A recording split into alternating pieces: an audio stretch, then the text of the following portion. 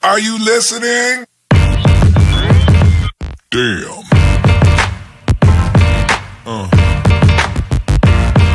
Yeah.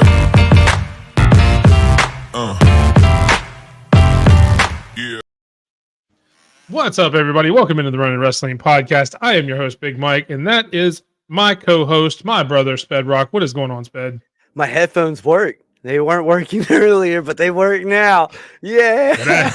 Whatever works, man. How's everybody That doing is what we tonight? call a game time player right there. You may not be man. there for practice, but you'll show up for a game in a heartbeat. Oh man, that was really game time decision on this thing. Once we started getting that echo at behind the scenes, I was like, we got to fix this stat.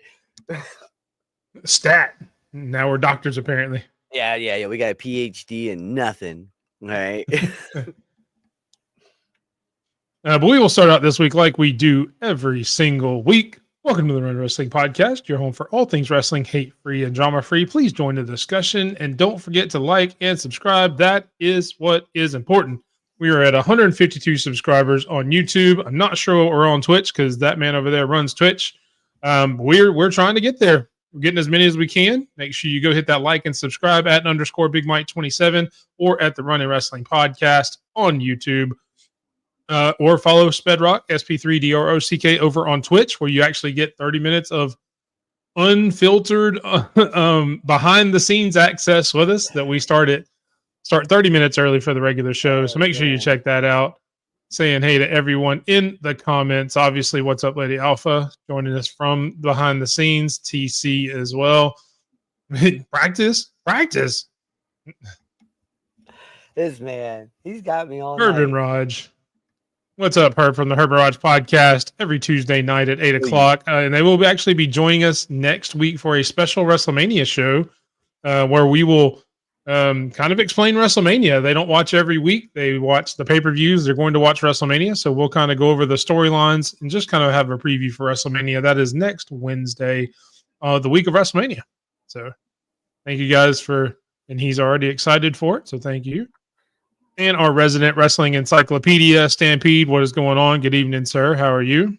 He needs to get on the show one day. You need to come on. He here. does. No yeet. All right, but yes, no yeet needs to come on. No, just stop it. No yeet. I had to put all three of them. You put three of them up there. All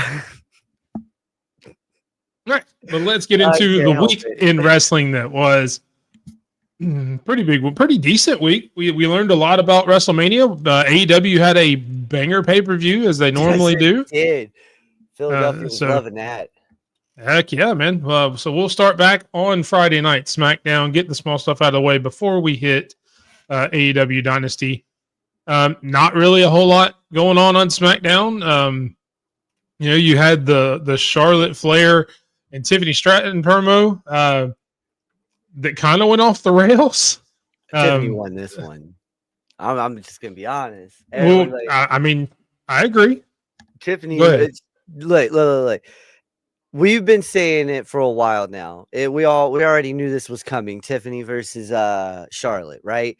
But we've been saying this is the passing of the torch, right? Well, Charlotte was trying to go off script and try to rattle the newcomer, okay? And the newcomer said, all right, what's up? I'm going to do the same thing. And then she had to hit her with Ligwood's in my DMs. You lost. As soon as you did that. As soon as you did, everyone knew she lost so long before that. The crowd had her rattled. She lost her lines. I mean, it was bad from Charlotte's perspective. I mean, it was. And we've been talking about how good the women's division has been in WWE for a while now, and it feels like this is not where the women's WWE championship should be. Okay. We'll definitely have to explore that 100%.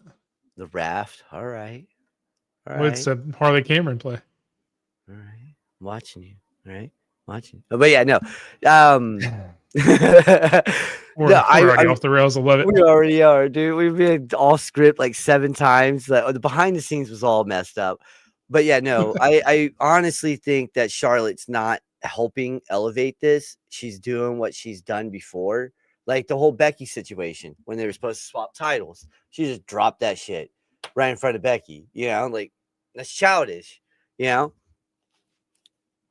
I'd like whole to see them build on this for Tiffany because obviously, I mean, pretty much everybody, including us, thinks Tiffany won this promo battle.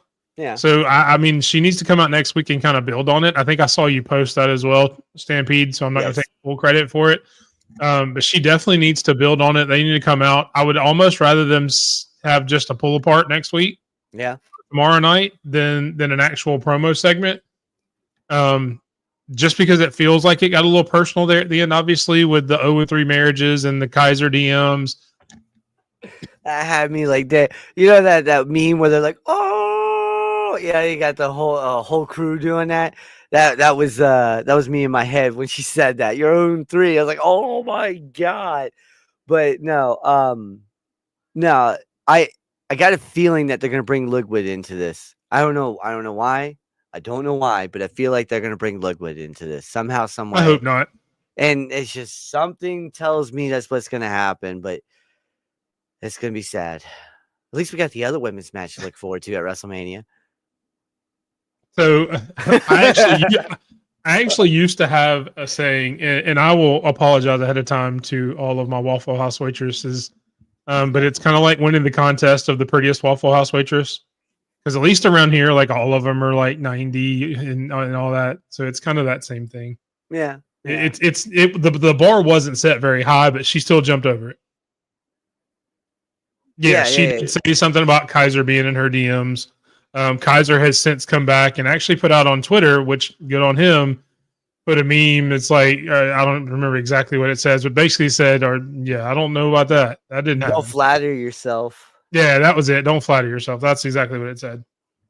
So, yeah. I don't... as much as the personal stuff in wrestling is funny sometimes, they need to leave this alone. Come out next week. Just have a big brawl. Nobody needs to talk on the mic at this point. Maybe have something next week that you can guide a little bit more. But apparently there's some heat back. And again, depends on what dirt sheets you read and all this. But apparently there's a little bit of heat backstage between the two for the past few weeks, which is odd because I know when they started this, Tiffany, Charlotte was a big influence on Tiffany. So, I mean, I find that interesting that there apparently has developed some heat over the past few weeks, but who knows? All right. Next up, the only other thing really on SmackDown that we thought about talking about was obviously the favor from CM Punk. We now know exactly what the favor was. It is going to be the wise man, Paul Heyman, in CM Punk's corner instead of Roman Reigns.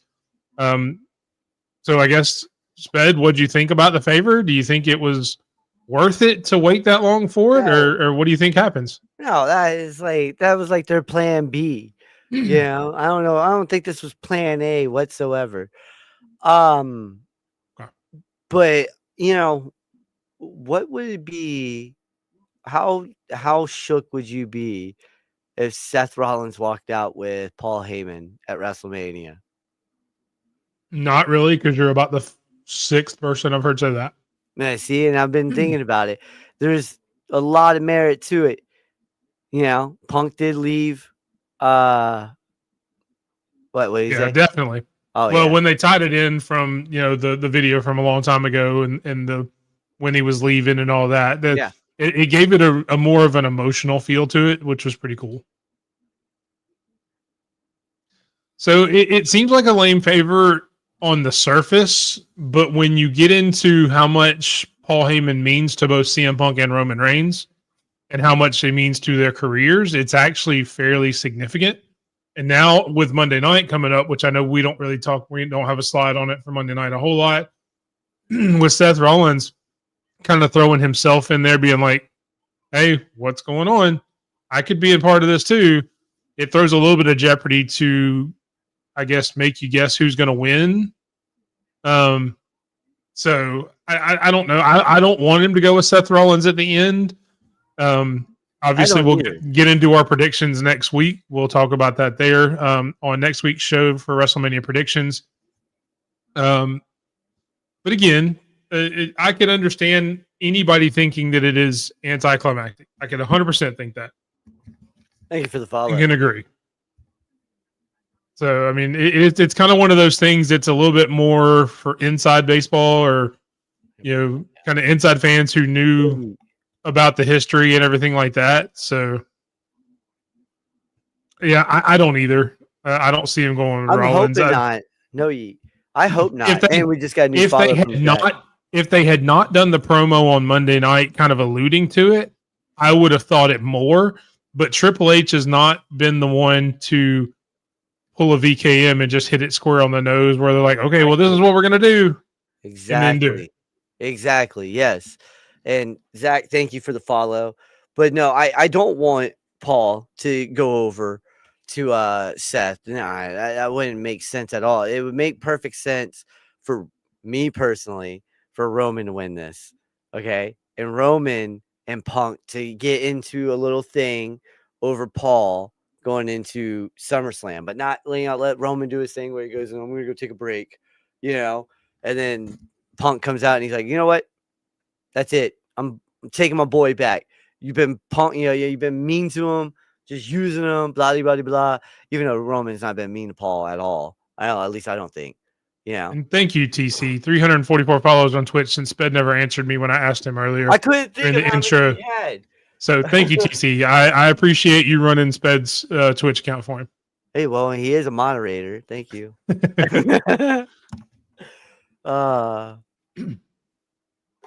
Change of events. Yeah, it's true. Wow. Okay, so you're more interested in the Gunther Uso stuff, which we're about to get into that. We'll get into that when we get to Raw. Why that may be. He said that's my job. That's hilarious. But yeah, I mean, I don't know that the favor got me any more excited for this match than I already was. So I guess in that respect, it could be anticlimactic, but I do understand it from a story perspective. Is probably the best way I can describe it. All right. That's pretty much anything. You remember anything else from SmackDown? I mean, good match from the Street Profits and all that for defending their titles. But other than that, I mean, not really anything big. Didn't we get that Jacob Fatu versus Strowman? Yeah. Match? I mean, it was the last man standing match. It was kind of meh. Jacob won, which we both thought. Yeah. We all knew that was going to happen. I thought something else was going to happen in that. But so now we're going to get Fatu and LA Knight at WrestleMania. Listen, if Fatu loses at Mania, what are you doing? Yeah. Nope. Appreciate it, TC. No, I feel that. Good evening to everyone in the chat, and decent evening to everyone not in the chat. We appreciate the support, Herb. I swear. But yeah, nothing else really on. I would punch my TV, TC. I might even have to watch WrestleMania on my little TV just for that. No, there's so mad if that happened. And I'm not going to get into too many predictions, obviously, because we want you to watch next Thursday when we do them. But there's no way that happens. I'll just leave it at that. That would be more acceptable. Yeah, that is more likely or more probable. But I don't know. You would probably have 70,000 fans booing the hell out of Triple H if he had Fatu win by DQ. Like some stupid chair shot or something by LA Knight or something weird. You would have 70,000 people probably get up and walk right out of that show. I don't want to see that by any means at all. That would make so many people mad. Reporter. So if I don't know, do you have a scoop, Mike? Do you know what he's in trouble for, or did you hear? I actually hadn't heard that yet. What that Solo's in trouble? I don't know. Oh, now I'm seeing it. Okay. Dang. Okay. Fair enough. Let me know what happened. Well, while we're waiting on our field reporters, Michael and Stampede, to let us know about that, we will move on to the next story, which is Monday Night Raw. Again, decent Raw. We moved a lot of stuff along for WrestleMania. Made some matches official for WrestleMania. Did a little bit to progress some stories. The main one is the Jey Uso and Gunther feud, and I know you had some very strong thoughts about this promo. I did as well, but I'll let you go first and let you tell us what you thought about this promo. This man really came out and said, "I called my mama. and said I'm scared. All right, screw that. All right, look, I understand. You just watch your brother get his ass whooped. All right, he got stitches, everything else. Right. I had after that. I was like, all right, cool. I'm ready for this this main event. No yeet, no yeet. I was ready for this, but now I'm not. I'm like, man, they just did it, turned it around. That promo was fire, yes, for everyone else. But for me, I'm sitting there like, man, you could have just beat this dude down. Stop with the talking. You got a couple weeks, not even a couple weeks. I'm sorry, you got a week left. Whoop his ass. He beat your brother down. It's time to whoop his ass. And then you whoop his ass to take his title. You know, that's the ultimate. But I get what they're doing. I just didn't like it. So before I give my opinion, Mike does give us an update. Thank you for our infield reporter, Michael from the Kicking Out at 2 podcast. Make sure you check them out every Tuesday at 8 o'clock. Kicking Out at 2. Apparently he had an altercation with some members of production in the back and made a big scene out of it. Which, okay. So it's That's a little weird. I get what you're saying, but you also got to look at it in this perspective. All right. That was a twin, and he was watching his own twin while he's locked, like he's handcuffed or zip tied to the ropes. All right. And I don't know if you have a brother or not. I didn't ask. But my little brother, if I watch someone whoop my little brother's ass or anybody like that, you're stepping up the next week and your own sight. And that's just straight blood. It doesn't matter. I don't care what me and him were fighting about 20 minutes ago, but it's blood. What's going on, Carol? How you doing? But that's blood, and it's on sight. And I get you don't want him going through look like a little bitch, but he's gonna have to look like a little bitch. You just destroyed his brother. Now you got to do it. and I said this the other night on the Raw Rundown. I liked the words that came out of Jay's mouth. I would have liked the words that came out of Jay's mouth a million times better if he was standing over Gunther's prone body after he had just beat the shit out of him with a chair or a kendo stick or something. Exactly. When Gunther was in the ring and the music hit for Jey Uso, they had the perfect chance when the camera cut up to the rafters and Pat McAfee even played into it and said, "Where is he? Where is he?" And that was the perfect time to cut back to the ring and show Jey Uso with a chair, hit him, and just beat the piss out of him with a chair. That doesn't make Gunther look like a bitch. That makes Jay look like a badass who's going to do anything for his brother. Makes him look smart. Not even that. It just makes him look angry. That too. And then you could have that exact same promo, every word for word, every promo. I've had to tell my mama my brother was in the hospital. I had to tell him that I had to watch it while you had me handcuffed. But you know what? I'm not afraid of you anymore. And this is how I've showed you I'm not afraid of you anymore. You don't even have to, and I like that idea, but you don't have to. You don't have to zip tie him because it makes Jay look even less scared having to zip tie him. You just beat the shit out of him. Exactly. And then you give that exact same promo while you're standing over his body. Yep.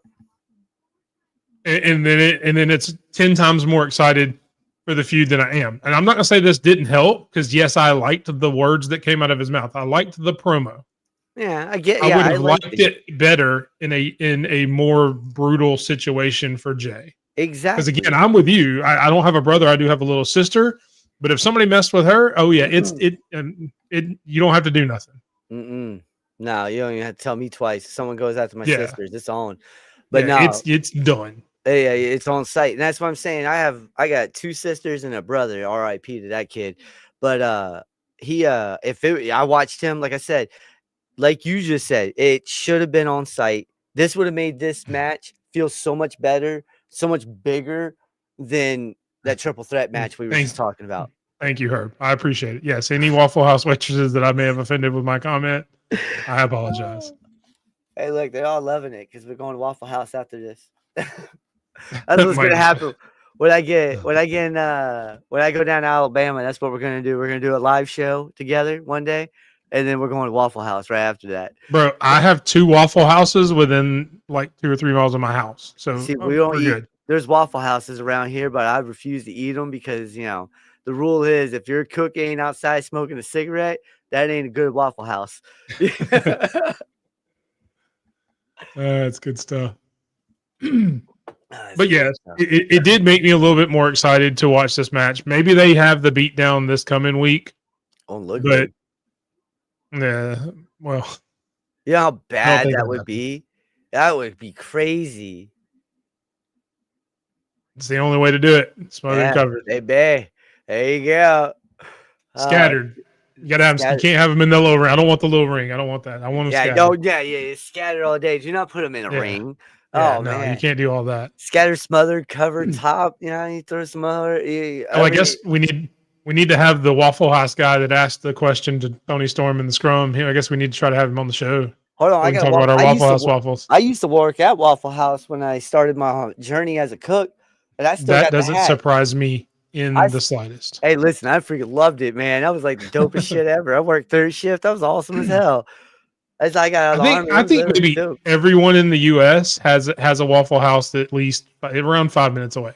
No, And if you don't, I 45 think you minutes away. live in China. Well, Mine's you live in 45. China. Yeah, I live in bumfuck Egypt, Pennsylvania, and there's only 4 that I know of in Pennsylvania, and it goes from Harrisburg down to Chambersburg, and that's it. He has, and he has got some hate because I mean the dude's just trying to have a good time. Is a media scrum the best time to ask that question? Probably not. No. I would probably keep that more to just interviews. Mhm. But I mean, he's got his gimmick. You're in wrestling. You live and die by your gimmick. That's true. You're right. That's all you can do. She ate one in Nashville once. Nashville's decent. It's kind of south, I love Nashville. That was or at least old school Nashville. Now it's all bachelorette parties and Broadway, so it may be a whole different scene now. You should definitely go over there, and we'll go to Old Red together then. Yeah. That is true. Controversy creates cash. Just ask the Bischoff. Well, it's also look at Logan Paul, but that's a different story on that one. He said, "This is now the Waffle House podcast." We're moving on. Yeah, Look, we are the current event wrestling podcast. This happened on Sunday. A person in the scrum, for those who don't know, who didn't see the AEW scrum, one of the people in the press conference asked Tony Storm her Waffle House order, and she freaked out about it a little bit and walked off. So it is at least relevant that we're talking about it. We're not just bringing it up for no reason. You know, it's funny because somebody asked Jay Uso what his Waffle House. No, he asked The Rock. Oh, yes, The Rock. That's what it was. Yeah. He asked The Rock what his Waffle, and The Rock answered. Rock didn't. And look, I'll start this. I'm a huge Tony Storm fan. I love Tony Storm. And maybe what she did was in character. But if The Rock can answer that in a media press conference, Tony Storm can answer that. Yeah, but you don't have to act like you're too good to answer that. She's also I'm just saying. not, I mean, she hasn't lived in the States. I mean, she has for a while now. So she probably does have an order, but yeah. All right, we got to keep going. We got to go. We're going to keep talking about Waffle House. I want Waffle House now, damn it. I do. I may actually go get Waffle House when we're off air. I may run the 5 minutes down the road. Fudge. That's funny. Well, I don't know who won the Waffle House bet, but stay tuned to see who won the AEW crown for our AEW Dynasty predictions later in the show. So who would be the first Waffle House belt? That'd be great. That's already Kid Rock. He threw a chair. And that's one of the reasons we were talking about Waffle House, because that's really all that happened on Raw that I really cared about. I mean, you got the 4-way now. You had a decent Dom Penta match. With decent. You had people talking about Dom on the internet going, "Oh my God, this dude can actually do it. Oh my God." You guys apparently haven't been watching us, because I've been saying it since day one. This guy can go in the ring. And you guys like, Chat, I'm sorry, chat. I should not have brought the name up. I apologize. That's on me. Yeah. We've been doing this long enough. I should know better. Yeah. But even Michael Jordan missed shots, and I apologize. He made no look shots, so it was all good. WWE can introduce a World Waffle House Championship. Hey, don't put it past them. If they want to pay the sponsorship, there will be a World Waffle House Championship in a heartbeat. Or World Star will make it real quick. Yeah, they're looking into it. Nice cereal, man. I like it. That's hilarious. All right, moving on to NXT. Again, kind of the same with Raw. Not a huge amount happened on NXT. We did find out who was going to challenge Stephanie McCool for the women's title at Stand and Deliver. It is going to be a fatal four-way, including the returning Julia, who maybe turned heel, came in and attacked Stephanie, attacked everybody really. Yeah, Jordan, Jada, and Stephanie. Yeah. What'd you think of the segment? And is this a match you're excited for at Stand and Deliver? Oh man, fatal four-way, Jada Parker, Jordan Grace, freaking Julia, and Stephanie McCool. Sign me up. All right. I was telling EC about this. He's gonna have front seats for Stand and Deliver. And man, he's lucky because this match right here has potential to be match of the weekend. All right. These guys, man. Wait, what did he just say? That's directed at your boy. I know. That's what I was like. Wait, what did he just say? Parker's not getting the gold right now. It might Parker. I would love to see Parker getting the North American title, but this right here, all four women, they're gonna kill it. And I was thinking Parker was gonna go for the North American Championship instead. Instead she's going for this. But what did he say? Tucker Ward never looked. Yeah, he's talking about the North American, the men's North American title segment where they all grabbed on the belt and played tug of war. Yeah. But yeah, no. Okay. I'm going to ask you guys, left or right, which one's the better picture?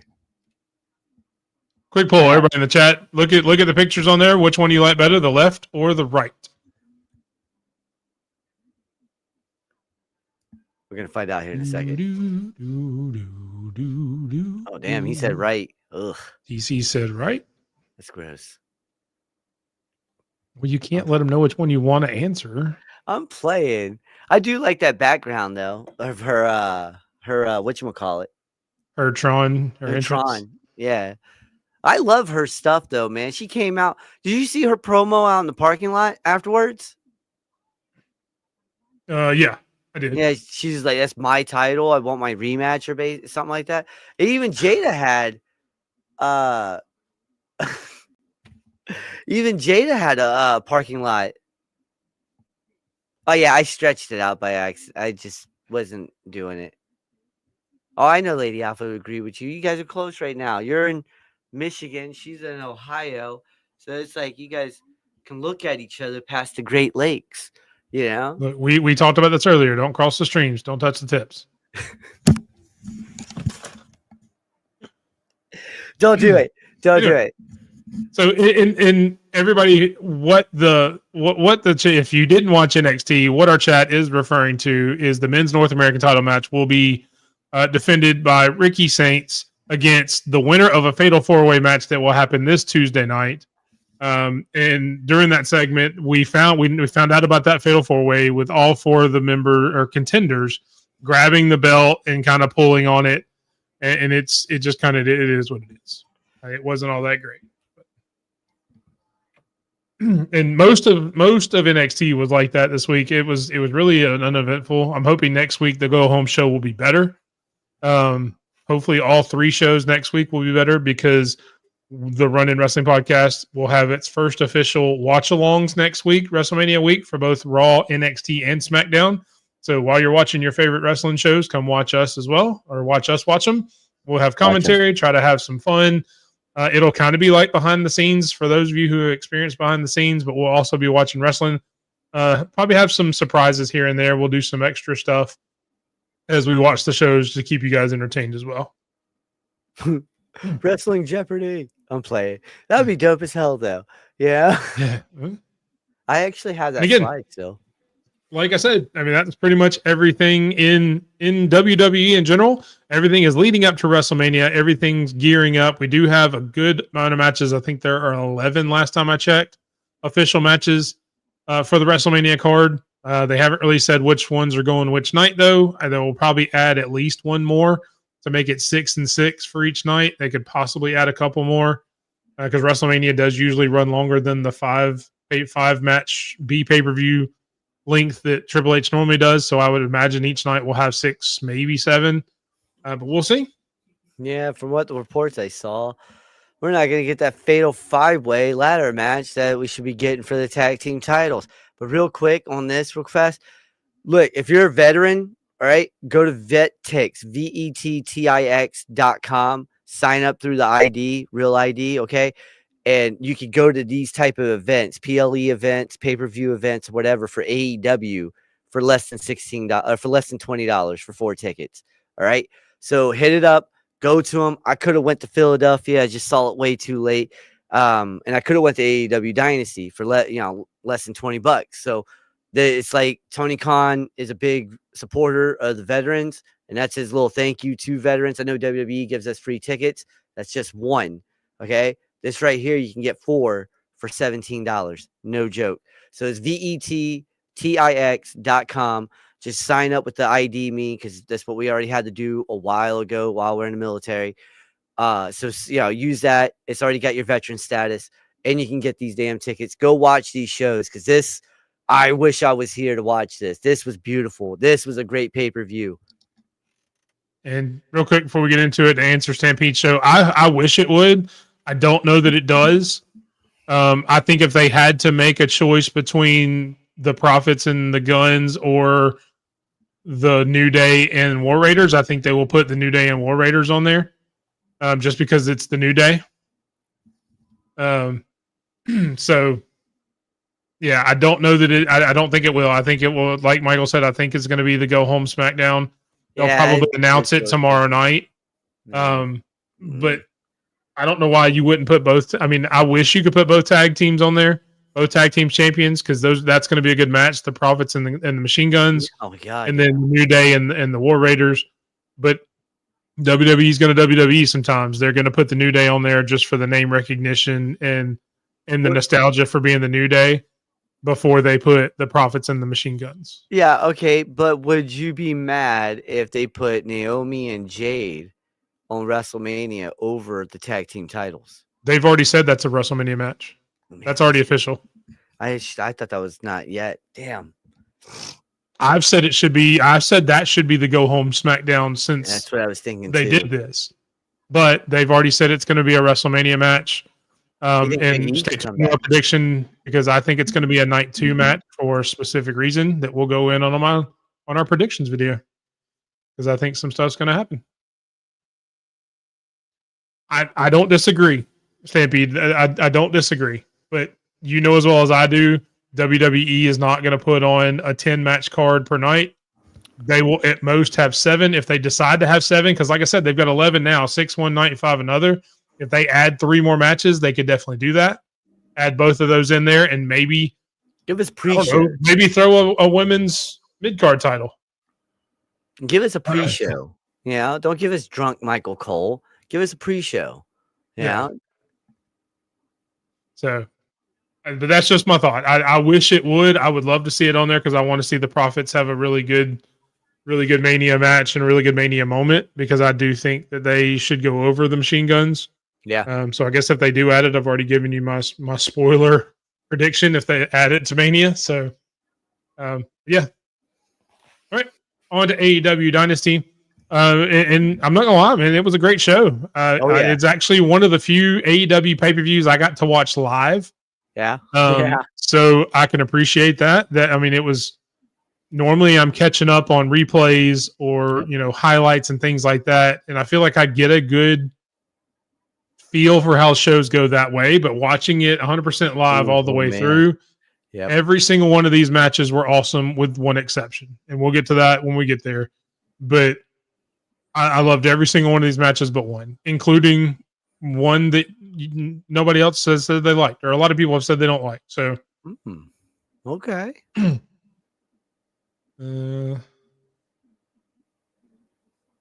Yeah.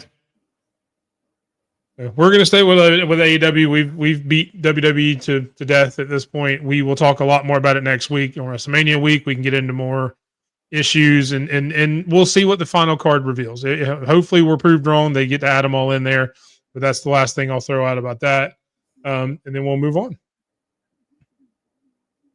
First up, Mercedes Moné actually beats Julia Hart to progress in the Owen Hart tournament. Not that was a big surprise to everyone except for John Anthony, who died on the hill of Julia Hart. He really did. I mean, to me, To me, it was an incredible match. I think both women did an amazing job. Both women showed how good they are. Mercedes showed how great she's been in the ring for a long time, and Julia showed that she is, one of the future women that are going to be on that AEW roster. What'd you think about it? Did you agree with the win? And what'd you think of the match? Honestly, no, I didn't agree with the win because I feel like this Owen Hart stuff should be set up to elevate wrestlers, and instead of belt collecting. All right. So no, Julia, and we're going to talk about the other match as well, the other women's match, but Julia is the future. She's going to be a TBS champion. And again, we're going to talk about Bane here soon, and she's going to be a champion. She had a damn good match. But I think, personally, this Owen Hart stuff should be elevating the future, and Julia looked really good. Wow. I was saying that, and he says it at the same time. But yes, Mercedes winning, I get it and everything. She's on fire right now over in AEW and New Japan and blah, blah, blah, blah. So I get it. Well, you're also setting up a future match by letting her win. Exactly. And that's what I was about to get at. That's what you're setting up that match. And if Julia beats, she's the one. What do you say? So, okay. Yeah. Yeah. Yeah, I mean, and there's nothing really more about that. I mean, they're obviously setting up Athena and Mercedes. So I fully expect Athena to beat Harley Cameron in their match. They'll have a match, and Spring Breakthrough is when that'll be, because I know Harley Cameron and Athena wrestle Saturday night on Collision. That's what. And then the winner of that faces Mercedes on next Wednesday, Spring Breakthrough. So see, that's what I was going to ask you. When are they wrestling? They're wrestling this Saturday. All right. For the first time, it'll be Spring Breakthrough. It won't be the last, but the first time will be Spring Breakthrough. Yeah. I think ultimately it leads to either a double or nothing or all in match between the two. That's what I was thinking. All in. Yeah. Or double or nothing would be nice because isn't that what their WrestleMania? Yeah, double or nothing is next. Well, double or nothing is just next. It's in May, and then all in's in June or June. So. Yeah. So that's true. Go. That's true. Next up, Will Ospreay beats Kevin Knight to also advance in the Owen Hart men's tournament. Again, great match. Really good match. I think the right person won. Obviously, I didn't see any way they were going to let Kevin Knight go over Will Ospreay. I didn't think they would. No, I didn't think he would. It really showcased how good Kevin Knight is. He also had a really good showing in the 8-man tag on Dynamite this past weekend, where he teamed with Will Ospreay. It was Ospreay, Kevin Knight, Mark Briscoe, and Speedball Mike Bailey. Those were the four against Ricochet, Beast Mortos, Leo Rush, and Action Andretti. So it was a clear babyface heel dynamic in the match. The babyfaces won as they should have. He had a really good showing in that, just like he did on Sunday night. So definitely good to see him shine. Yep. I like this match. I thought this was I was gonna say he's an absolute star. A star-making match for him, and he also signed a contract with New Japan. That's going to be beautiful. And I said when I saw Stampede post this that this is one of the main reasons he probably went with AEW. Yeah. Oh yeah. I mean, I get the whole WWE tryout and the backlash from whatever, but I think obviously he chose to go to AEW so he could stay in New Japan as well, and they have a good working relationship. So I was really glad to see that he gets to stay in Japan while also, living his dream of wrestling in America. So that's awesome. Yeah, no, I like it. I like this kid. He's going to be a big star. International championships on the horizon for this kid. It's got to be coming within the next year or so. He's got everything. Yeah, I'd rather him go after like the TNT or something like that. So a little bit lower first and then work his way up. Yeah, let him work his way up. Plus, I think those would be cooler matches. Well, they would be, especially on Collision. There's I mean, I don't want him wrestling Okada or Omega yet for the international. Whenever they decide to do that, I don't want to put him. I mean, he did just wrestle Will Ospreay, but I don't want to put him up there just because then it starts to look like he's just cannon fodder for the big dogs. Yeah, no, I feel that. I'd rather see him go for one of the smaller titles and then actually compete and beat somebody like a Cole, which we'll get to in a minute. So yeah, that'd be nice, actually.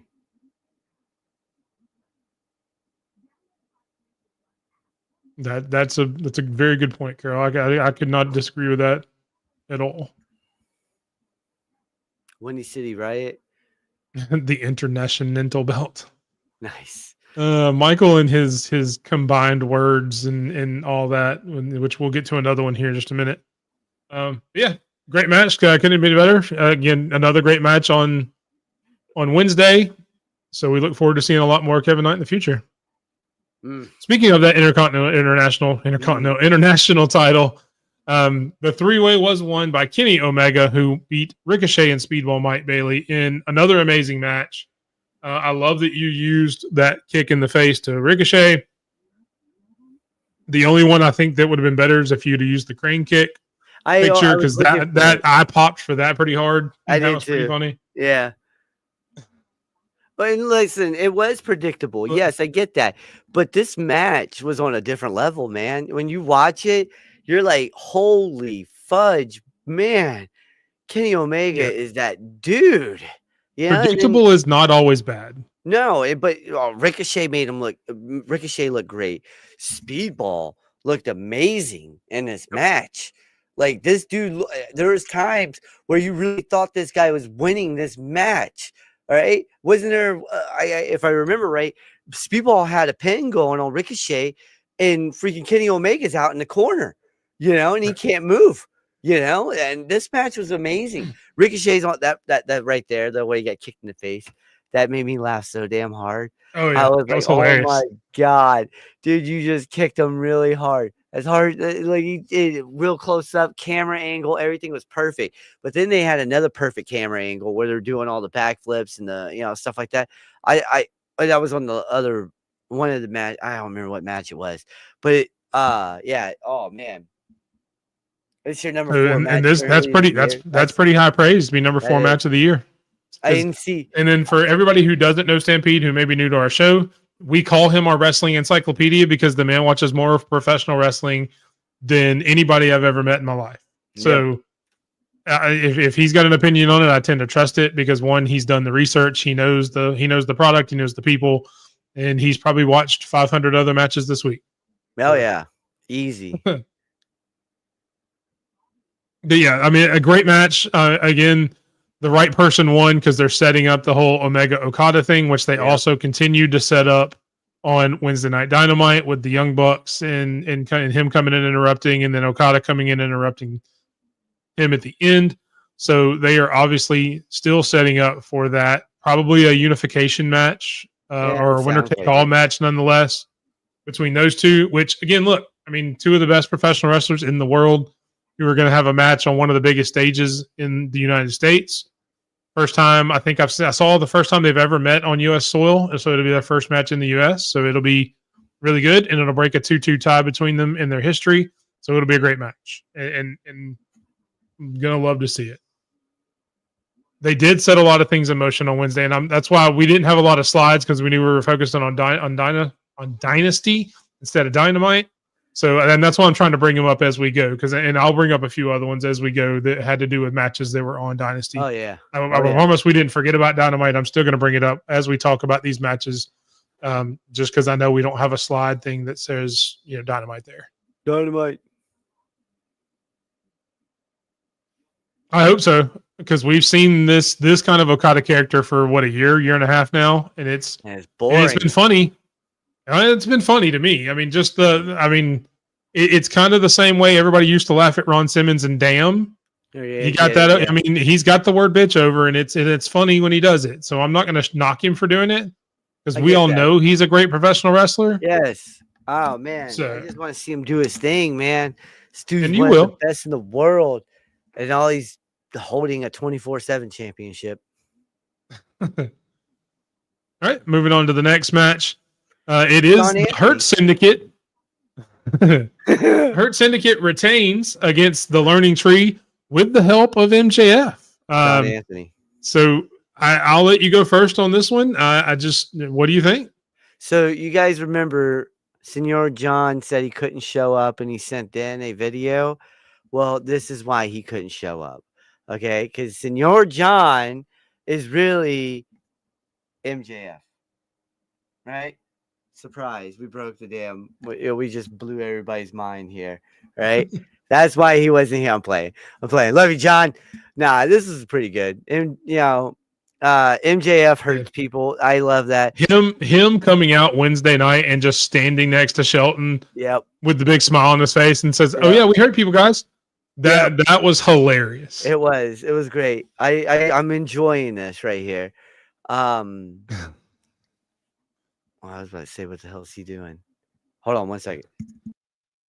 Yeah, no, that the segment on Wednesday just made it so much better where they officially rejected him, and it's still kind of will they won't they kind of thing. But he did help him get the victory over the Learning Tree. And then, of course, you had my moment of the week on Dynamite where Chris Jericho left. He said he wasn't coming back, which I've been begging for that for months. So hopefully that happens. Hopefully the Learning Tree never quit disappointing him, so he stays away. But you know what? It is what it is. Go on your cruise for another 4 years. Yes, he should go on a cruise, much like Gilligan and all those guys did. Skipper, never come back. He should go on a Gilligan's Island tour. Is what Jericho should do. Yeah. Do we even have a slide for that match? I don't remember putting a slide for that match. Bandito, Chris Jericho. I don't remember doing. No, because that's the one. That's the match I didn't like. Which we'll talk about it. Yeah, that's the one that you were like, "Oh my god, that crap made me laugh." He said this was a good match until the Jericho shit happened. Yeah, no, and we'll stop here because obviously we know the Hurt Syndicate said no to MJF. Yeah, refused him. There's obviously going to be some sort of match. I did like how MVP kind of came in at the end of the promo and said, "Look, we're a business. What do you do in any business? You find what your consumer wants and you give it to him." Yep. So I look forward to seeing the MJF segments of him trying to figure out what Bobby and Shelton want and trying to give it to him, and them just still telling him no. So it should be it should be very entertaining. It should be really entertaining. I like this. This is actually more entertaining than what he did with Adam Cole and the Devil stuff. I actually like this a little bit more. Bobby Lashley telling him, "Well, hell no, you're not joining." And he's coming out helping him retain tag titles, and then he's buddy. It's great. It's great. Yep. And before we get to the next match, because I want to focus on the next match a lot for a few reasons. We were talking about the Jericho Bandito match, which was by far the worst match on the entire card. It was. It was. If Chris Jericho, who has alluded to in interviews that he may be open to the possibility of going back to WWE at some point, if that's his goal, then he 100% had a tryout match on Sunday night because that was a very WWE match. It was. It was completely overproduced, overbooked, overcomplicated. We got the right decision, so I can't say anything about that. Because Bandito did end up going with the ROH title, but the way you got there was so convoluted and so confusing and just frustrating that I didn't care at that point. That text was hilarious. Nah, because you have two referees. How the hell did two referees not see him hit him with a bat? And then they believe the mom? Come on. It's just... Yes, thank you, Michael. Because we all knew Bandito wasn't going to lose his mask, but the way they got there was shit. Horrible. And they were alluding to Jericho taking, was it Juventud Guerrero? Stampede, answer this for me. Was it Juventud Guerrero that Jericho unmasked back in the 90s? Because I know he unmasked someone back in the 90s. I'm thinking it's Juventud. Juvi lost his mask. Rey Mysterio lost his mask back then too. Yeah, but that was to the NWO. That was to the NWO. Right. Yeah.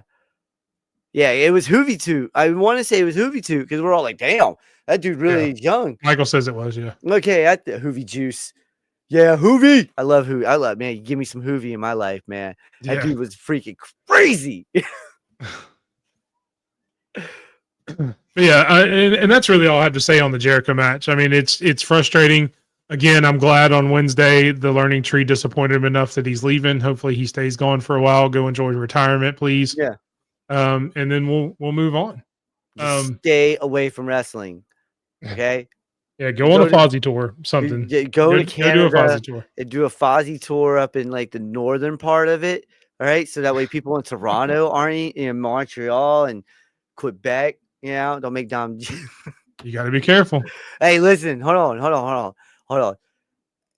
I like Dom. Don't get it. Hold on. I've always been a bro, man. They're calling you out, brother. Hold on. Time out. Me and Hoovy 2 go back to the 90s. All right. I love it. But no, I loved him first. I liked him way back then. Just stay up in the northern part. The Eskimos. So basically, what you're doing is you're saying now you're getting rid of Hoovy for a newer, younger model in Dom. No. It went from Hoovy to Eddie to Ray Phoenix, Ray Phoenix to Dom. All right, and I still love me some Ray Phoenix. Don't get it twisted. All right. All right. Moving on to the match that I want to focus on, and mainly because one of our listeners, Carol, has been waiting for this forever.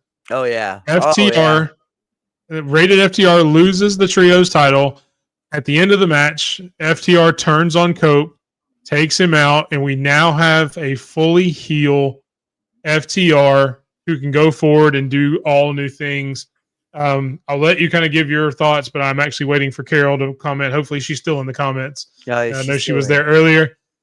So I really want to hear her comment and see her. But while she's doing that and while she's forming her thoughts, go ahead and tell us what you thought about it. Did you guys see Philadelphia and their sign that says "We hate Wheeler Yuta" or something like that? They do not like this man. They really hate this man. And look at him; he's all happy. Well, they chanted "F Wheeler, F you Yuta" all night. F you Yuta, Philly is evil, dude. Those guys are evil out there. I freaking look at this smile. Sorry, I have to go back to that. That's a freaking funny line. Good job, Michael. That's you got to have something to wash the tendies down with. Oh my god, you do got to have something to wash those tendies down with. But no, look at his face. He's looking at the crowd like, haha, you still suck, Philly. You still suck, and I'm still a champion. I loved it. Oh my god! But she's right. It was a great heel turn. I'm not gonna say sexy heel turn, okay? But it was a great heel turn. And you have to understand that Carol loves FTR like you love Dom. Oh yeah, no, F the rest, man. Yeah. They really did say it. They screamed it with that chair shot. F the rest. Yep. 100%. Perfect heel turn. Yes. No notes. No critiques. I loved it. And I'm excited to see what they do going from here. Yes. Oh man, this is gonna be beautiful. I would love to see, because since everybody's cheering the Syndicate now, since they're turning on MJF, to see the Hurt Syndicate and FTR, with FTR being the heel and the Hurt Syndicate being the faces, like an all-in would be a fire match. But then you would have to give FTR the W on that one, because I'm fine with that, because they're an actual tag team. All right, Bobby Lashley. They're a tag team. They are a tag team, but if you look at what FTR is, they're brothers. No, they're not one of the best tag teams in the world. Talking about Lashley and that's what I'm talking about. Yeah, that's what I'm talking about. Is that they're not on the level of FTR, but I wouldn't say they're not a tag team. You can't say that. Not like that. Not like them. If you put them up, there's very few tag teams that I would put them up against. Oh, that would be fire too if MJF ended up joining them. I kind of want that, but I kind of don't. And I love MJF, nice. But I think MJF brings, at this point, he's bringing a little bit of a comedy side. Yes. Yeah. With what he's doing with the Hurt Syndicate, I want him to be serious, and I want FTR to be serious. Let me repeat: I want FTR to be serious. If MJF can be serious, then I love it. But if he's going to still kind of doing the funny gimmick and stuff like that, and the comedy stuff, I don't want to see that anywhere near FTR. I want to see FTR beat the piss out of people. No, that's what I think is about to happen. Anytime we get the heel FTR, we all know, yeah, they get real serious real fast. But that's what I'm thinking. This would be perfect for MJF, like what Stampede just said. That's beautiful right there.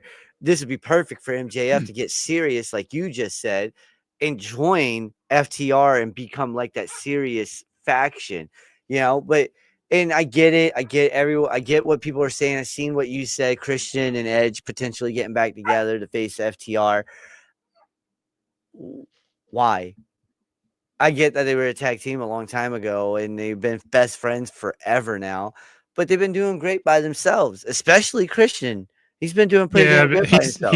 He's about to get kicked out of the patriarchy. Yeah. Nick Wayne, he's already had some issues with Nick Wayne there. He's about to kick him out. He's going to go crawling back to Ed or to Cope. Yeah, and then he's going to take him back. I did. Edge and Christian just sounds right. Cope and Christian sounds weird. I mean, it'll take some getting. Cope and Cage. I guess you could say that. Cope and Cage. But Edge and Christian just feels right. So what do they call their fans? The Cope heads? Oh, that sounds. I mean, I'm not mad at it. I'm not mad at it. And I get the reference. I get how it sounds. But yeah, I know. But it's kind of what you want in wrestling. Yeah, I know. Cope heads. What's up? Yeah, that would work. I mean, Al Snow worked it with a freaking with a mannequin head. What do you guys want? Hey, yeah. You guys probably hear my 3-month-old dog right now. He's trying to play with my wife. He's all and I 100% agree with Mike that they're definitely winding down their careers, and I know that they want at least one more run together before they leave. It would be nice to see. And if this is it, then that's cool. It would be nice, yeah. And I want to see them go for the tag team titles against an FTR. I don't want to see them beat FTR for a tag team title. Let me ask you guys this real quick, and real quick. Would you take Christian Cage or regular Christian? WWE Christian or Christian Cage, independent Christian? You know what I'm saying? There's two different types of wrestler right there. Because he can't do what he does as Christian Cage over in WWE. Versus I think what Christian's doing right now is the best work of his career. I want this Christian even better than TNA. I overall, I mean, he was probably a little bit better in ring back then. Oh yeah, but I want this Christian. Yeah, I like the way he's done the heel character work he's done, all that. I like that. Yes, I mean, obviously at his age, he's probably not as good in the ring as he used to be. Obviously, because Father Time's undefeated, but his promo game, his cerebral, his psychological game is 100 times better now. I want this Christian forever. Damn dog came in. Yeah, Stampede. Any non-WWE Christian. Yeah, listen, I didn't like that Christian back in the day where he was all temper tantrum throwing around. Cage is always Cage. And you have to understand that Christian too was also pushed by a guy that hated him.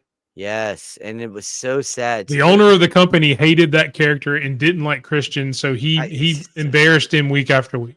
And it was when he was singles. Too. So stupid. Good thing Vinny Mac. I don't know about all that. I don't know about Booker T. I don't get into that Booker T Swerve stuff because that's not my business. Yeah, I can see that. They could win him at Double or Nothing. Yeah, and then go into All In and face Edging, or I did it again, Cope and Christian, and beat them, and then when somebody finally does beat FTR for the next time, it puts them over even more. Yeah, no, I'm with you. FTR's in Stampede's top 3, so I mean, obviously they're one of the best. They're one of the best tag teams in the world ever, man. Yeah, ever. Exactly. They're definitely in that conversation. Yeah. I mean, and they're old school as hell with it too. I love how old school they are with the wrestling, and that's what they didn't fit or mesh well with Vince's style. He was trying to be more entertaining versus. And go ahead, finish your thought. I'm looking for a comment. Oh, I didn't finish. Now I'm looking for a comment. Finish your thought.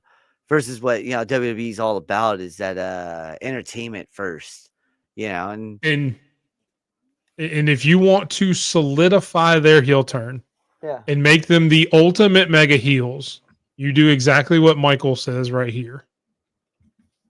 Have them go in and just destroy the Outrunners. Probably one of the more over teams that they've had in a while. I know they've lost a little momentum over the past few weeks or month or so, but they're still one of the most entertaining over teams that they have right now. Yeah. But have them challenge, and they have history with the FTR. They've been kind of around each other, in each other's ethos a little bit. You put them and just have them destroy the Outrunners, and that even further pushes them up the hill. Obviously, doing that to Cope does that a ton, but you get one of the fan favorite tag teams in there and do that, and it's mega level heat. Yeah, that's exactly what I was saying, Steppy. They do have a history, so it would make sense. All right. So we will move on to the next match. Thank you guys, everybody, for your comments. We appreciate you. Congratulations, Carol. You got your wish. They would see the Outrunners around. There we go. Well, that's a good one to end on. Maybe we'll see the Outrunners and FTR here in the next week or two. That'd be nice. Moving on, and new TNT champion, Adam Cole, baby. Beats Garcia to become the new TNT champion. I'll let you go ahead and go first since I've talked a lot about these matches. What'd you think?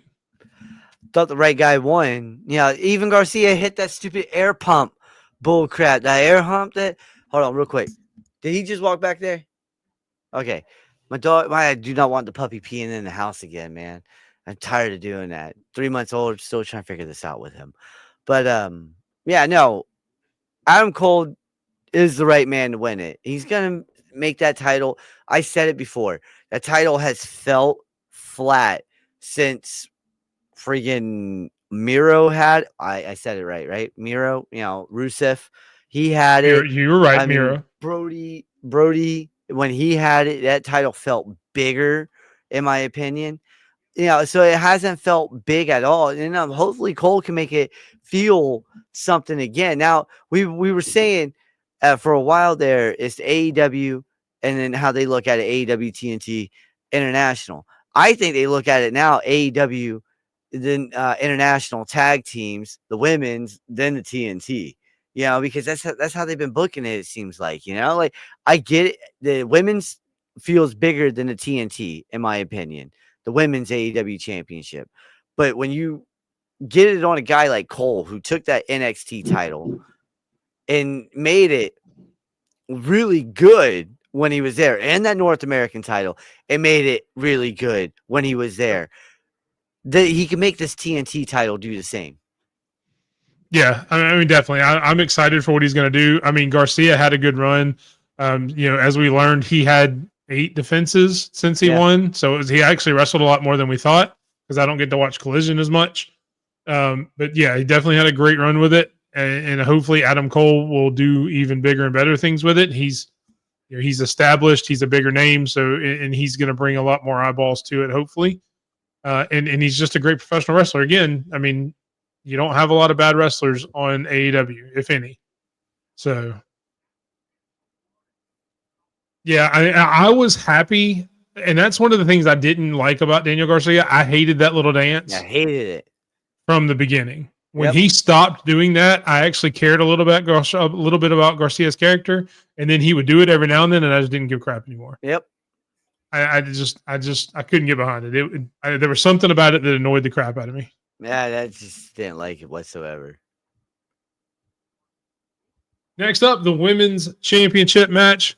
Megan Bayne loses to Toni Storm after a dominating performance. Toni Storm wins with a last-second roll-up. I thought the match was great. What did you think about the match? I thought it was perfect. You protected Bayne with that roll-up. You let her do what she needed to do to showcase that she is a freaking force to be reckoned with. We were talking about Julia Hart's going to be a star. This lady, she's going to be a mega star. This chick's an Amazon. I loved every second of this match. A lot of people online are like, this wasn't that great. No, this was perfect storytelling, folks. This is perfect. You had the Rocky and Tony Storm, the smaller girl versus the bigger girl. The bigger girl whooping some ace. Okay, all match. This was great for Bane. All match, and then Oh yeah, that roll up right there. 1, 2, 3, done. That was perfect. yeah. Yeah, I got into it with somebody on X who was like, "Well, you just buried Megan Bayne." I'm like, No, "What are you talking didn't. about?" No. Anybody that thinks they buried Megan Bayne with that match does not understand wrestling, and we don't say that a lot on this show because it sounds very tribalistic to say that. But if you watch this match and you didn't see Megan Bayne anything than other than an incredible wrestler, a powerhouse, and a future champion in this, you weren't watching the same match that I was. Nope. This was 100% Megan Bayne dominating that match in a smaller, more crafty veteran, just barely getting the edge on her for 3 seconds and barely getting the win. There's no way this made Megan Bayne. This made Megan Bayne look like a star. A freak. Well, like more of a star than she already was, because she already was. And I agree with Stampede. I mean, for those who didn't see her stardom run, go back and watch some of her stardom run. She's had some great matches over there. I obviously don't get to watch them live, but I have gone back on YouTube and seen a lot of them when they were talking about her coming over to the States to either AEW or WWE. I tried to do my research at that point. Yep. And yeah, I mean, I agree. She's incredible. I agree with Stampede on that. Yeah, I mean, she got 3 hip attacks. Yep. A Storm Zero, and still got kicked out at 1. One. If that doesn't tell you everything you need to know about that match, I don't know what you were watching. Me and my wife were watching. We put the girls to bed, and then we put it on. And me and my wife were watching it, and I looked at her. I was like, "You know how I love Lash Legend?" She's like, "Yeah." I was like, "I love this lady too." Yeah. I was like, Megan Bayne might be just as good, if not better, than Lash, in my opinion. I said this on another show. Megan Bayne is everything that AEW wanted Jade Cargill and Camille to be. Yes. And that's what I told my wife. I was like, this is what Jade Cargill should have been for AEW, And so the difference is that Stardom run we were talking about. Yep. Jade Cargill came straight from whatever wrestling school she was at, I guess the Nightmare Factory, and got thrusted into a position that she wasn't ready for. No. Megan Bayne actually had some real wrestling experience coming into this, so she can actually take everything she's learned and be that character. And that's a good point that I didn't read off the first time. The rematch should be a last woman standing match. That would be incredible. Oh my God. There's no way you don't let Megan Bayne win that one. And that should probably happen at Double or Nothing, to be honest. I'm not sure. Well, I mean, you get set up little mini feuds going into that with Tony Storm and keep her little reign, keep her title reign going. But then you set up Bayne as this powerhouse, just coming back for it. Yeah, it's telling the story wise, what I'm saying. So, like what we were saying with wrestling guys in the indies. Yeah, and yes, and that's what I'm saying. I seen them over on YouTube and stuff. Once you started talking about her, Stampede, I went over on YouTube and started looking for her. But what I'm saying is like story-wise, okay? Remember how we were always saying we wish Liv had those little micro feuds before she got into the big feud with Rhea? This could run like that, okay? You get Tony into these little micro feuds with other women, help build them up a little bit, but also make that title look a little stronger. And then you bring in round 2. Here we go. Megan Bayne versus Tony Storm for that title in a last woman standing match. All right. So that way it does go Bayne's way. And then you could run her title for however long you want, because I think she could do for a hot minute. I'll tell you what I would like them to do, and then they're never going to do it just because they're just never going to do it. I would like to see her go after the TBS championship. Ooh. And take it from Mercedes. That'd be nice. And then Mercedes goes to like New Japan to defend that belt, and Megan Bayne shows up there and takes that belt from her. And then Mercedes shows up at like another championship match, and Megan Bayne shows up and takes that from her, and just show a complete domination of Mercedes Because I mean, even as great as Tony Storm is, most everybody sees Mercedes as the GOAT in that company right now. She's the best talent, the best name, and everything on that roster. You let Megan Bain start going after her in every promotion, because Megan Bain's done all that done that loop recently too. So all those promotions know who she is, and just let her starting collecting belts from nobody but Mercedes. That'd be hilarious, though. Yeah, that would be hilarious to me. It would pop me. It may nobody else may like it except for Michael, but I think that would be funny and hilarious. And then you can let Mercedes go away and then come after the AEW title, which is the one she hasn't had yet, and then she can win that at some point. That doesn't discredit Mercedes at all, because I like Mercedes too. Yeah, Mercedes is a great wrestler. She's been proving it week in, week out, every pay-per-view. Exactly. She shows up, she shows out. Yeah, that's why she has so many belts, because she keeps doing it. This match. Whew. Moving on to the main event of the night. Swerve and Mox for the AEW Championship. Talk about the match first, not the finish, and then we'll talk about the finish. Crazy. Hard-hitting between the two. These two literally look like they were ready to kill each other out there in Philly. You know, there was times where you really thought Swerve was going to do it. I thought this match was actually pretty damn good. And I know a lot of people out there are probably going to disagree with me because, you know, the tribalism. But come on. Mox is showing up and showing out. Swerve shows up and shows out every damn time he's in the ring. And then the finish. I get what they said on Wednesday. Hold on. Go ahead. Pause. Let me talk about the match, and then we'll talk about the finish together. Okay. So I agree with you. I think the match was great.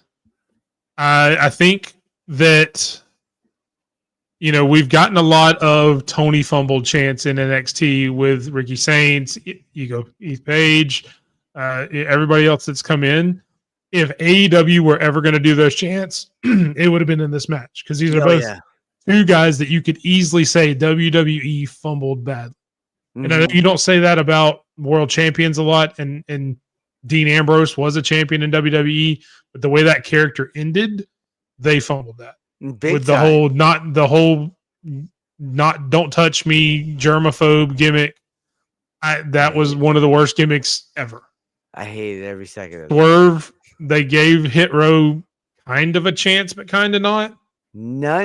Zero, I think. They gave him a chance at NXT, and then when they got to SmackDown, it was nothing. Yeah. So these are two, and people say that the AEW can't make stars. These are two people that they took from WWE. Yeah. And have made into mega stars a lot more than they were. And Moxley may have been a little bit of a star, because again, he was a world champion, but he is nothing like he is now. And Swerve is on a completely different level than he ever was in WWE. 100%. You're right. You are right about that. So that's one of the things I loved about this match, is it's kind of the opposite of what everybody else has been chanting and screaming about everything else.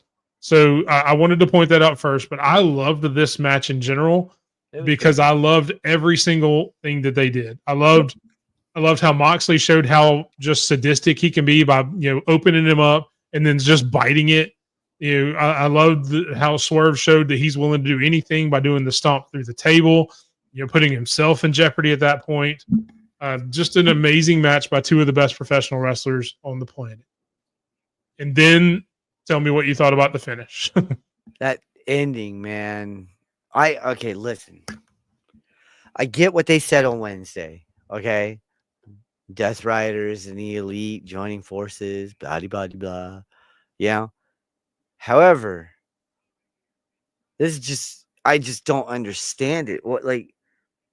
I'm not a big Nick and Mac Jackson fan, okay? It's just because I feel like they're the same old, it's just like the Usos, you know, they're the same 5 moves of doom and then they're good, you know. However, I've never really said anything bad about their in-ring abilities because they fire anytime they do it. But this right here, with them turning, not really turning, they were already heels, but them doing what they did and saying, you know what, AEW isn't a part of AEW. It's the Death Riders on Wednesday, basically, because they're AEW. They're executive vice presidents, right? Yep, they're They're vice EVPs. president. Yeah. So they're AEW. They basically just said, this company's not AEW. We're the Death Riders. We're with them. Yeah. And then you got Kenny that came out and did what he said. Oh, hold on. What about me? You know? But this match was great. I don't understand why they had to get involved, but maybe you guys can help me. So, and Stampede's mentioned this too. Swerve is one of the ones that took them out, really. Yeah, you had the whole blood and guts match where they threatened to set Jack Perry on fire, who's also one of their friends. And it plays a lot into that. I wish they would have played more into that part of it than saying this was our peace offering to the Death Riders. I honestly would have loved it if they had left that out altogether and said, look, we came back, we screwed Swerve because Swerve screwed us. Swerve ran us out and all of our friends, and we wanted to help our friend Hangman. You could have left that part in there. Yeah. Because obviously nobody knows who Hangman was going to hit. But you leave that part out, and you have them trying to rebuild the Elite to go after Swerve and some of the other guys that he can put together. He gets the Mongol Empire. They could have left the entire part about the Death Riders out completely, and I'd have been fine. Yeah. It's just, yeah. Made no sense. But it's fine. Mox is still champ, folks, and because of that stupid move by Nick and Mac Jackson, wait, what? I lost my damn kingdom to this. Oh, you did? So, to who? To this Whose man. house? That would be Mike's house. That would be Mike's house. I love that. Mike's house. That would be Mike's house. Mike's house. I love it. Love it. Look at that and cow yes, on your head. Your new AEW predictions champion is me. That's all I got to say about it. Is you're not gonna do the Fandango dance like me? No, that's your thing. I'm not stealing your gimmick. That's your thing. I fucking love doing that. That's your. So there's more to come on that. Stay tuned. Follow me at _Big Mike 27 on X at SP. No, it's just sped right now. You took the 3 out, didn't you? No, it's the 4 I took out. It's just sped right. Yeah, SP3DROCK on X. We actually may be changing the crown. It may be a medal. There's some other ideas, but we are going to have you guys vote on it. So make sure you follow us both on Twitter. You see us both there at SP3DROCK in white in Speds and at _Big Mike 27 in blue under my name. We will have a poll for you guys to pick what my new trinket will be. And if we're thinking a medal now or a medallion, and once we have all the designs, if you guys have a design, if you want to make a design, I know Michael, you have already sent one in. Thank you for that submission. If you guys want to create a medallion, an AEW champion medallion or whatever else, predictions. Sure it has to say predictions on it so we don't get in trouble. All right. So send those in. We will have them voted on, and then I will have some new jewelry. And you can put the Brendan on there. That's the only reason why we didn't get in trouble for this one, because it says the Brendan on it. Yeah. Oh, an AEW grill. No, I'm good. Got it iced out like the Paul Wall. What?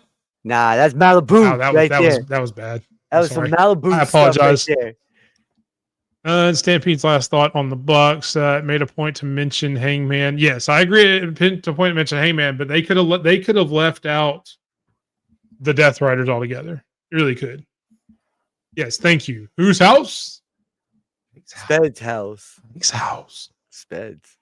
I'm in my house. What's up? Bars. Yeah, those aren't gold bars though. Those are like logs. Oh my god. Moving on to the Twitter post of the week.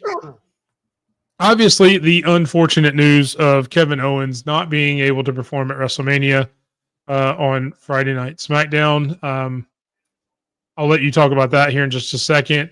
But while he's doing that, chat, I would like for you guys to tell us who you think Randy Orton should face at WrestleMania. Sped, go ahead and tell us what you think. So we didn't talk about the whole KO stuff on SmackDown because of this right here. We want to know who you guys think Randy Orton's going to face, but KO himself, he put his body on the line week after week for us. His neck is hurt, and I hope the dude gets better soon and we get to see him. I hope it's not as long as Big E because that's just been stretching out, and at this point, I hope everything's 100% fine with Big E. I don't know nothing about that. I don't mess with neck injuries. I got friends that have neck injuries from the army, and it messes people up, But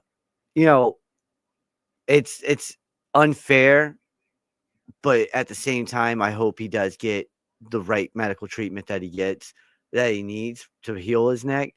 It's unfair to us fans that we're not going to get to see a gym like Randy Orton versus KO. But with that said, maybe he throws an open challenge out there, and it's someone like, Carmelo Hayes that comes out, or, The Miz comes out, but I think an open challenge is coming, and I hope KO gets well and comes back faster and better, or not faster, but comes back at a timely manner, and he's better than ever, because you could tell he couldn't really move his head very well on Friday when he was talking, especially when he looked over. He's like, he just turned his body a little bit, like, what's up? Yeah. But I've seen a bunch of people out there saying that this is storyline and stuff. If this is storyline, that's fine, okay, but you don't play around about neck injuries. And WWE I'll stop you there for that part. It's not a storyline. I'll let you continue, but that's 100% not a storyline. I was gonna say WWE usually doesn't play around with serious injuries like that. Yeah, they played around with the whole Mark Henry thing, retiring, but that wasn't an injury angle. That was just, I'm gonna retire now, and then I'm gonna beat up John Cena. But who do you guys think is gonna face Randy Orton though? So we've got a few already. Nice. Lady Alpha said Braun Breaker, but obviously Braun Breaker's already in a match. So I don't know how feasible. I guess he could go twice, but I don't know how feasible that would be. Hit that torpedo spear again. Carol says one of the bloodline. Obviously, there's like 700 of them, so you could pick one. Billy. I mean, I wouldn't mind just a funny spot because everybody's talking about when Tongaloa comes back. Yes, I get it. It's a downgrade. Anybody, in my opinion, is going to be a downgrade from KO at this point. Just a funny spot because Randy Orton does like to be funny. Let him come out and just destroy Tama Tonga and Tongaloa. It would be hilarious. What if and Michael says Sami Zayn, which would be a good shout. I don't know Sami's health status at this point. I was gonna say I thought Sami was hurt too. Hold on real quick. So we'll go over some more comments while he's doing that. Do not know, sir. I don't know. I'd like to see Carmelo Hayes. Whether the Miz gets involved in an outside capacity could be. And maybe that's part of the fun as he gets to, RKO the Miz and Carmelo Hayes. Well, I was just thinking this. What if, and I haven't seen anything like this online, but what if it's the third person now? What if he's the true third? With Rock, Cena, Orton. And then we get Cena Orton because of the turn at SummerSlam, for the title. Boom, boom. And you get his 15th is what he's going for. Yeah, he's at 14 now. Yeah. Yeah. Feed him Solo.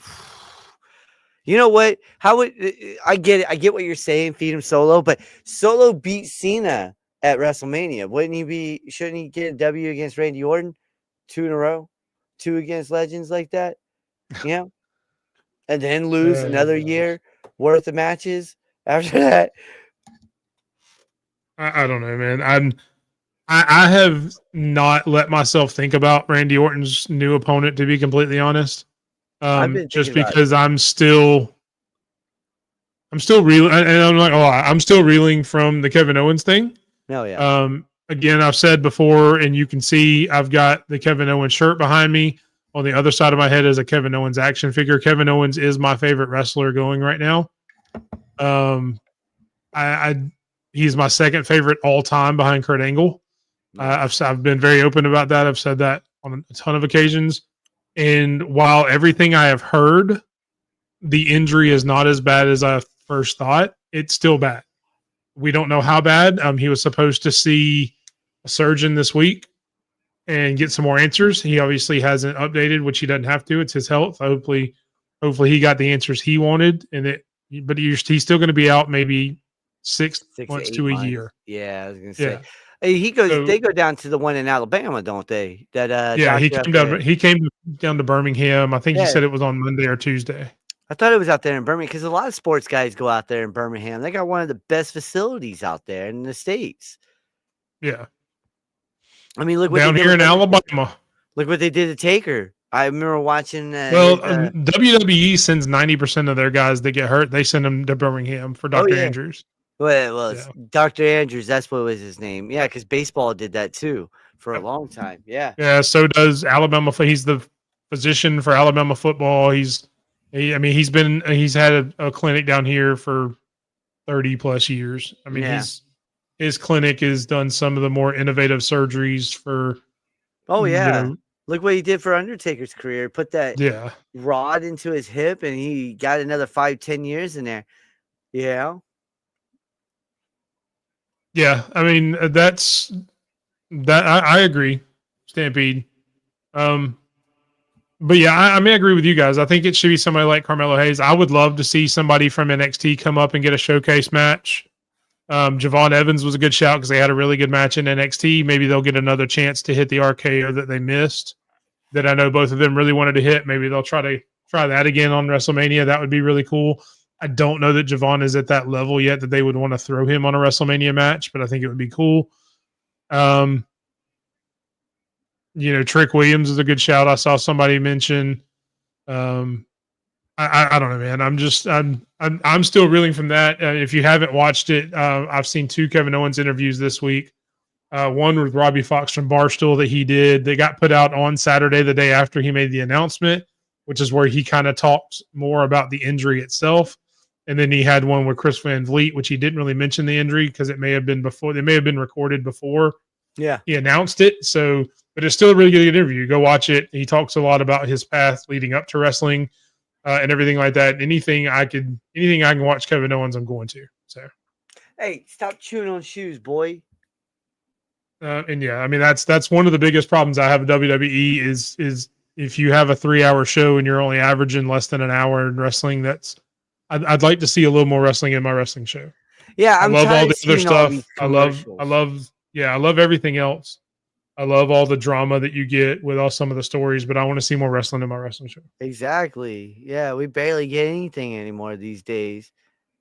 And I'm not going to blame it. I heard you mention commercials. I'm not going to blame it on the commercials because every show has commercials. Yeah, okay. But AEW has commercials. Yeah, I understand, but like streaming now on Netflix and stuff, if you pay the extra, get it.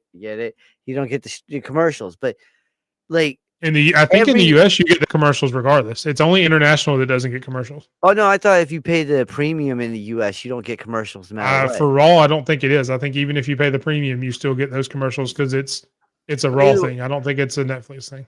Either way, the thing is this: there's too many of them. All right, on Friday we had a couple of matches where they had side by side, picture in picture. Okay. But 90% of those matches was shown in picture in picture. You get what I'm saying? I get that they're trying to show more wrestling, but stop going to commercial every 15, 20 minutes. Go to commercial within 45 minutes. If you're doing a match and a match that's really important, like a number 1 contenders match, title match, any type of title match, you know what I'm saying? Yeah, I agree, Michael. I don't think that's a Netflix thing. So I think even if you pay for the premium, you still get the commercials because it's more of a WWE thing than a Netflix thing. I don't pay for the premium. The only reason why I got Netflix is because of WWE. That's the only reason why I have Netflix. All right, I got Crunchyroll for anime. I don't need Netflix. Yeah. Yeah. Yeah. Hopefully, Randy Orton gets to do something at WrestleMania. Whoever it is, I hope it's a great match. Sorry, I know I'm being down, but this. What if we get just Chad Gable? He gets 2 WrestleMania matches now. That would be One- funny. That would be funny. That'd be great. That'd be great. You got him in a mask the one night against Bray, and then you got him in another night against freaking Randy. That would be phenomenal. Or does it in the same night. Does it in the same night to prove that he's not, the other guy, the great Americano. Which, if you guys knew what that meant in Spanish, that's gonna be funny. I don't know that I want to see Obafemi and Randy Orton right now. That's a match I would like to see down the line. Ooh. I don't know that I want to see that now. Ooh. That would kill him. Yeah. But it is a good shout. I mean, it's obviously it would elevate Obafemi, which I like. But that's not. I don't think that's the right match for Obafemi to come up and. Not right now. You want Obafemi to come up and dominate in his first match, not face a legend and have a good showing and lose. Yeah, that would suck. Yeah, That would you want him to definitely come up and do a bunch of like smaller squash matches against lower talent. Like Tozawa. Okay. Get about 4 matches. Kick Orton's ass in KO's defense. Put on the shirt. Yeah. Yeah. Hey, listen. I don't know that that's how that would go. I don't know that I can do a swanton like Kevin Owens or I can. or even a stunner. Like I can't even see it. We can call It would be a stummer. It'd be a stummer. You have to stumble while hitting it on him. Randy's back will be completely blown. Yeah, exactly. Yeah, unfortunately, I don't think I would do it justice. So I think I will bow out and just enjoy watching it and hoping Kevin Owens gets back soon. That's the most important thing. Get well soon, Kevin. Hopefully, when you have your surgery, it goes well. And we see you back sooner than later. Yeah, no, I hope. Yeah, same. Yep. And a splash off the middle rope. Yeah. Hey, that's true. Yokozuna used to do that. He just sit on people. Yeah, but I don't want to take Nia Jax's finishing move. Yeah, it's true. Because that's what she's doing now, essentially. Yeah, she is.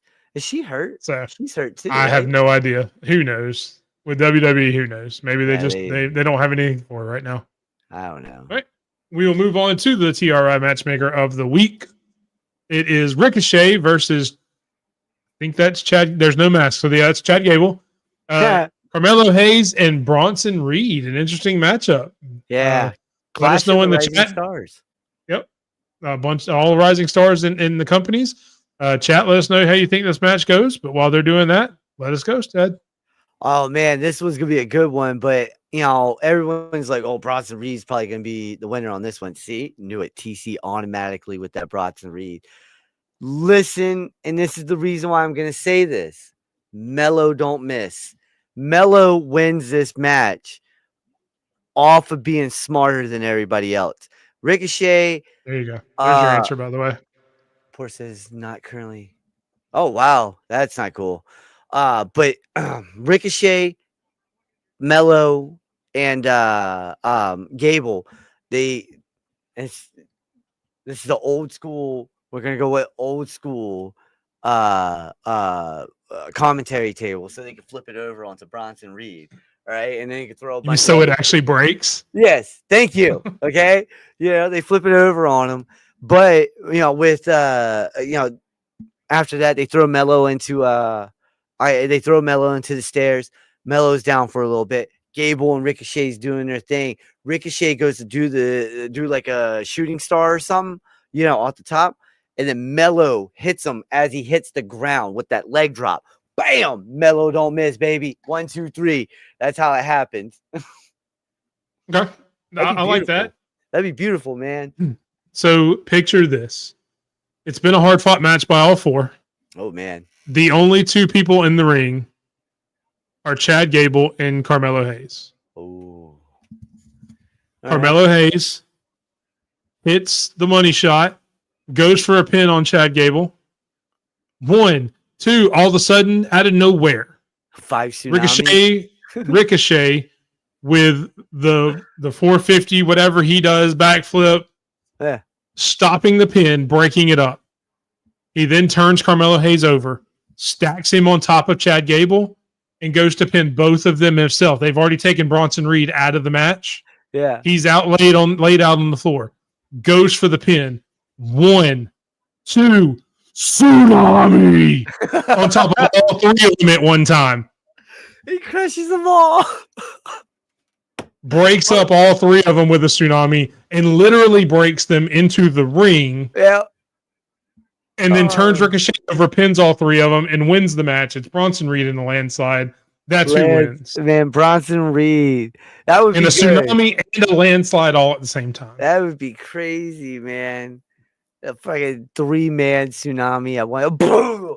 Especially how small all three of these guys are. Oh my god. You know how funny that would be if he just did it on repeat though? Like he just you just stacked them all. Rising NXT for next. Okay, I can do that. I already got Sol Ruka in my head for one of them. Ricochet, top 2 guys in the ring. Gable. I mean, if you're just putting on a wrestling match, I would say yes. Yes, I would say Gable all day then. All day. If it were just a pure wrestling match, then yes. I would take Gable in a heartbeat. But like my finish is pure WWE logic. You flip over the damn commentary, and then you throw Mello into the. I don't follow any of that stuff, Carol. I did that to post this. I just keep talking. I'm chaining comments and but yeah, I'm producing. With mine though, it's just you throw them into the steps, and then you have Ricochet and Gable do their thing. Ricochet sets up the what is that? The shooting star, boom, and then as he hits the shooting star, he gets hit with that leg drop from the top. Man, that'd be so beautiful. Yeah, somebody's head would pop off. You ain't lying about that tsunami. Somebody's getting hurt. Gable's more in fit than all of them. I think it might be Ricochet that dies. Yeah, and if you want to switch it around, you can have Gable go for the first pin since Ricochet's a heel now. Yeah. Let him hit the headbutt on Carmelo Hayes and go to pin it, and then Ricochet hits it, and then Bronson Reed comes in. Oh, that's hilarious. That would be great.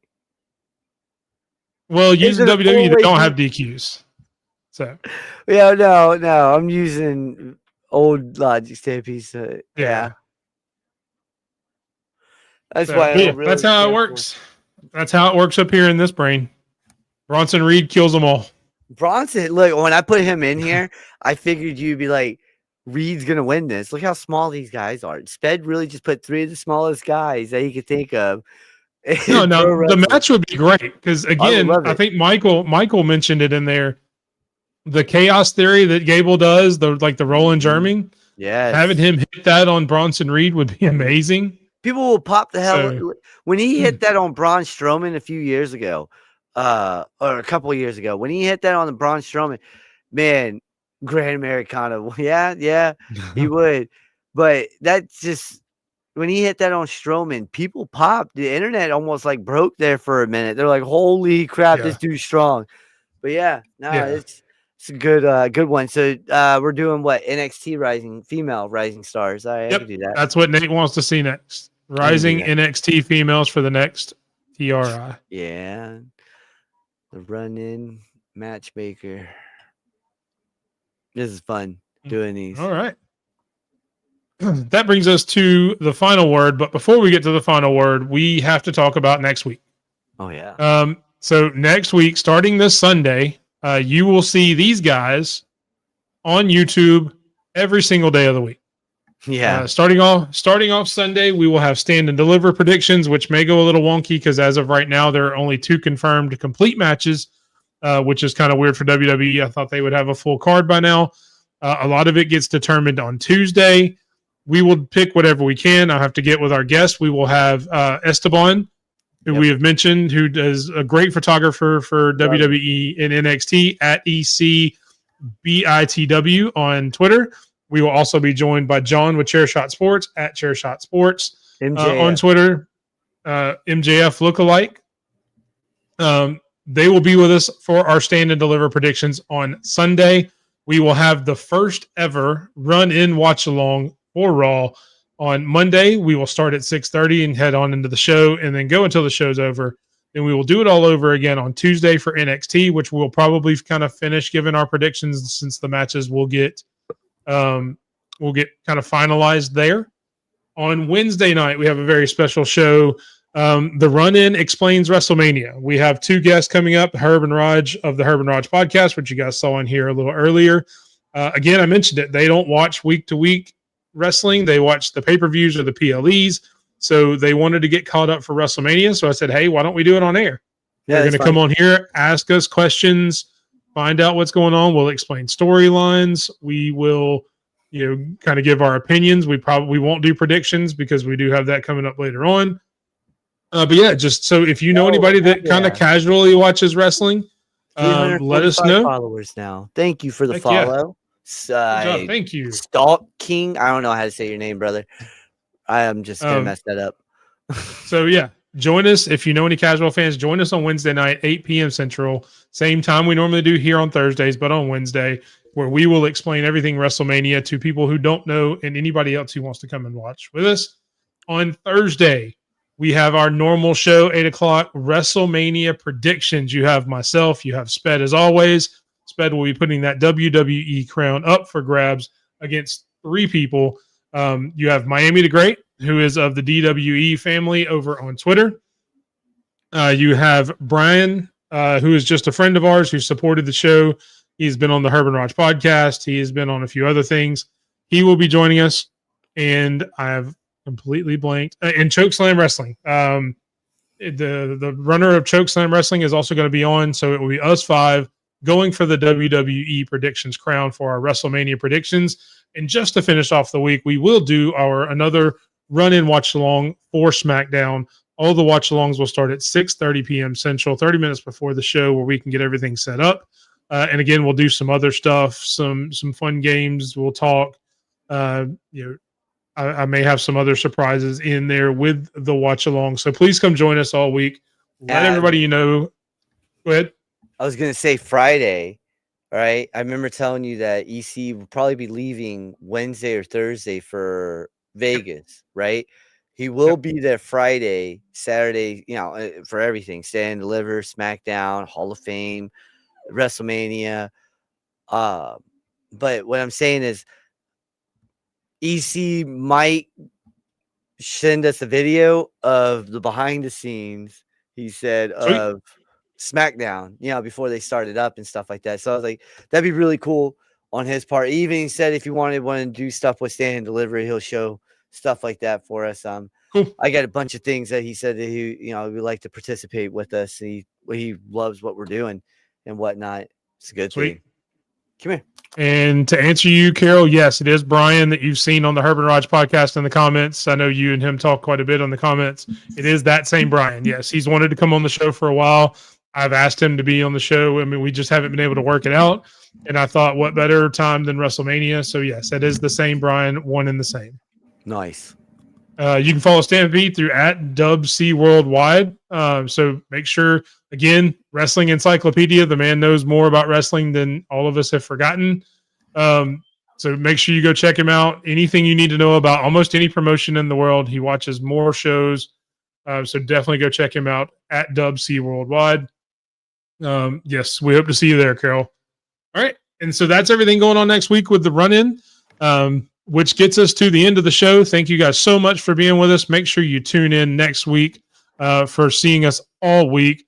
Tell a friend, like and subscribe, hit the bell so you make sure we don't, that you don't miss anything when we're going live or when we're going on. So that brings us to the final word with Sped. I will turn it over to Sped to let him tell you the final word.